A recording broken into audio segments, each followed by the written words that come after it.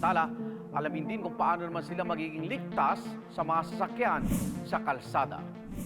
Sa Quiapo, Maynila, isang batang nakuha na ng CCTV camera na tumatawid sa kalsada nang bigla siyang pumailalim sa SUV. Si Cedric Carlos ang 6 na taong gulang na bata sa video. Pagbaba ko po dun sa may inuupahan naming bahay, nagsabi po yung mga bata ron na, yun nga daw po si Cedric nga daw po, nabunggo nga daw po. Napailalim daw po sa sasakyan. Isak daw po yung ulo, sabi nila sa akin. Nakaligtas kaya si Cedric sa nangyari? Abangan, mamaya, sa Lapu-Lapu City. Isang lolang kasama ang kanyang 3 apo ang nabundol ng motorsiklo habang tumatawid. Walang pedestrian lane sa lugar. Doon sa video, nakita natin kasi na 3 yung batang hawak-hawak nung adult, nung matanda, no? Kaya yung isang kamay niya, hawak niya yung isang bata, doon sa isang kamay niya, nandoon naman yung 2 bata. Pero sikapin natin na dapat tayo yung unang makita ng sakyan, no? Kasi yung bata, hindi kaagad makikita yon, no? Kahit na gaano pa kalayo, hindi agad-agad makita yung maliit na bata. Tumakas ang rider na nakabangga. Mabuti lang at may mga taong sumaklolo sa mga biktima na nagtamo ng mga sugat. Makalipas ang 5 araw, isang concerned citizen ang nag-report sa mga pulis ng kinaroonan ng rider. Ayon sa kanya, natakot daw siya na baka kuyugin ng mga tao kaya siya tumakas. Nagbigay ng 13,000 piso ang rider para bayaran ng mga ginastos sa pagpagamot sa mga biktima. Hindi na nagsampan ng kaso ang mga biktima laban sa rider. Sa Parañaque City, isang bata ang nahagip ng motorsiklo habang patakbong tumatawid sa eskinita. Kung makita natin sa video, bigla talaga siyang tumakbo nang hindi man lang lumilingon sa kaliwa o sa kanan, no? Sa mga ganong klaseng lugar, laging panatiliin na nagme-minor tayo sa pagbagtas o pagdaan doon sa mga eskinita. Kung tayo yung mga magulang, huwag tayong maging kampante na yung mga anak natin ay basta lang patatakbuhin natin o gagawing palaruan yung kanilang mga kalsada, no? Ay sa ina ng bata na trauma ang kanyang anak, nagtamo ang bata ng pasa sa binti. Tumakas ang rider. Hindi rin naplakahan ang motorsiklo nito. Pag nagoba, kailangan matawag kayo? Ay sa eksperto, sa kanilang murang edad, mahalagang maituro sa mga bata ang ligtas sa pagtawid sa kalsada. Noong nakaraang buwan, nagsagwa ng symposium ang grupong Philippine Advocates for Road Safety sa mga bata edad 5 hanggang 12. Halos 20 bata ang dumalo. Isa sa mga itinuro sa mga paslit ang ibig sabihin ng mga kulay sa traffic light.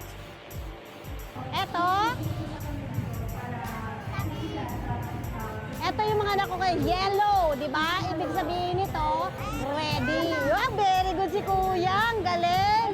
Mangilan-ngilan lang po, mangilan-ngilan lang yung nakakaalam talaga.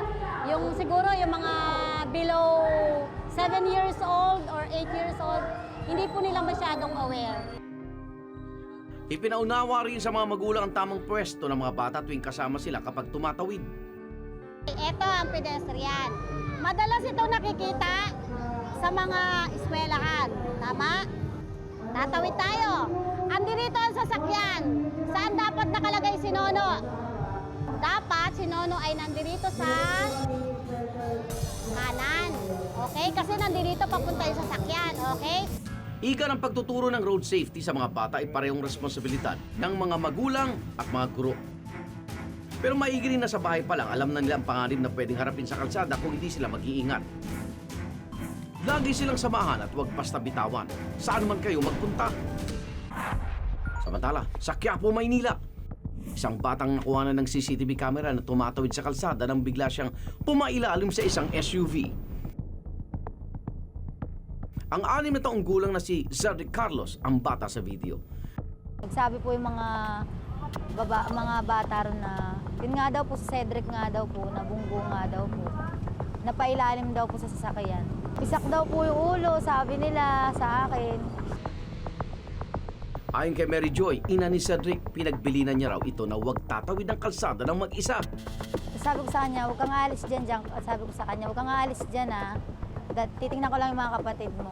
Kala ko naman po sumunod siya. Umalis din po siya, lumabas dun sa lola niya. Nagtitinda rin po yun ng gulay. Paglabas niya, binigyan siyang chocolate, yun. Tapos naglakad siya papunta sa may barangay.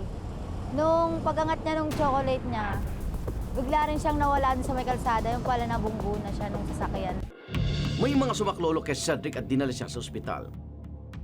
Makikita mo sa ospital na datnan mo siya na okay, na tinawag ka pang mama. Yun po, gusto ko pong umiyak nun na parang ano yung kalooban ko na hinahon na okay siya. Nagtamo ng sugat sa ulo at ibang parte ng kanyang katawan si Cedric. Sa ngayon, maayos na ang lagay ng bata. Nagbigay ng 1,000 piso ang driver ng SUV na nakapundol kay Cedric noong araw na mangyari ang insidente. Sabi niya, itabi daw po yung mga resibo. Pag follow-up check-up po ni Cedric, babalik daw po siya.